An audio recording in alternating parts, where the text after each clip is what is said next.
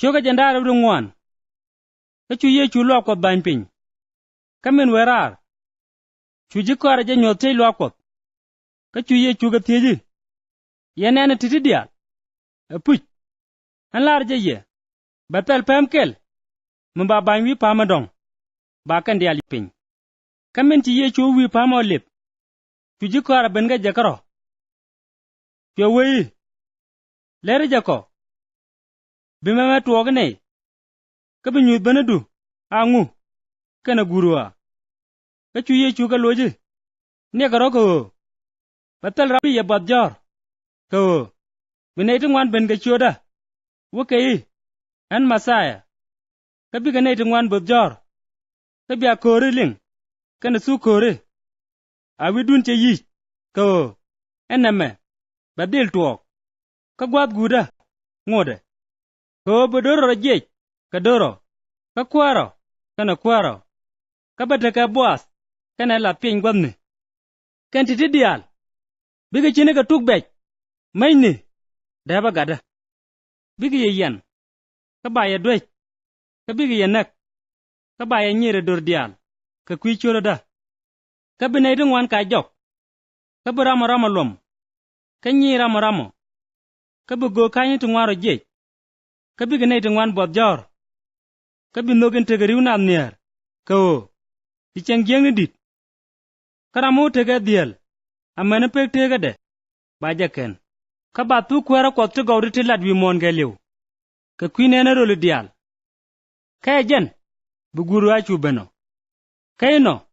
Biami jia long nen. Yera dun kwa mugwa. Kwa nero. Chirga mechi gong den nyala lar. Aja chublo ira amukuenje. Ane itin teka. Judia.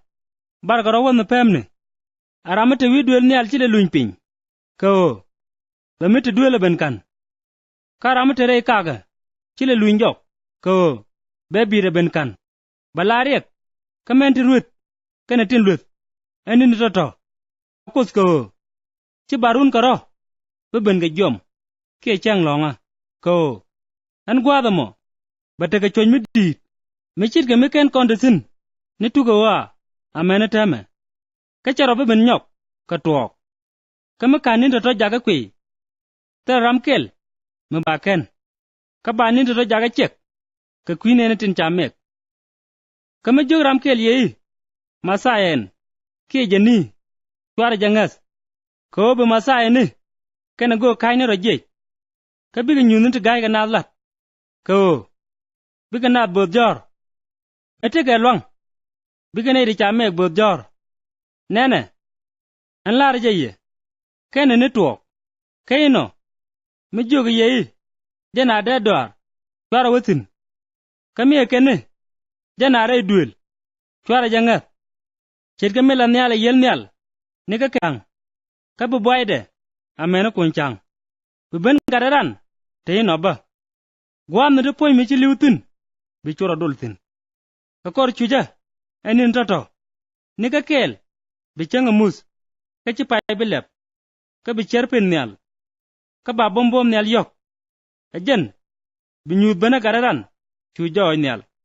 Ka bidorweñ mondial. Par. Ka biga garan nen. Bere par nyal. Ka bom. Kana goy ponya medit. Ka be jaga jagarar. Ka chot kaanga medit. Ka biga nega tin jamek. Rol kunyi dangwan. Nika pekel. Amene mendong. Charaje. Nika tangwap. Michi yuan nga kwaj. Kachi jis ka tun. Ngaja je ichi rol piak. Kayi no ba.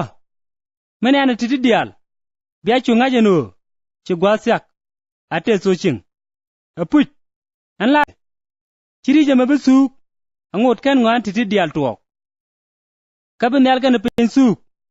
Kachi rwai na kwa bemen suk. Tala rama ngay cheng de. Kie sade. Cheng na jang nyal. Kie gat. Ene gwane ten nyal ka rwa. Ngay jamo. Beben gadaran. Chene ka ninowa. Mengun nyoy kene ne ben. Misnaat. Kamaske. Kwenke. Ka kweneke. Amene chenge chino ore iriay. Ka kweke me tuok. Amene me chi nyoj ben. Ka chuken di almoa. Beben gadaran. Chitke no ba. Ka bu wunu dang raw.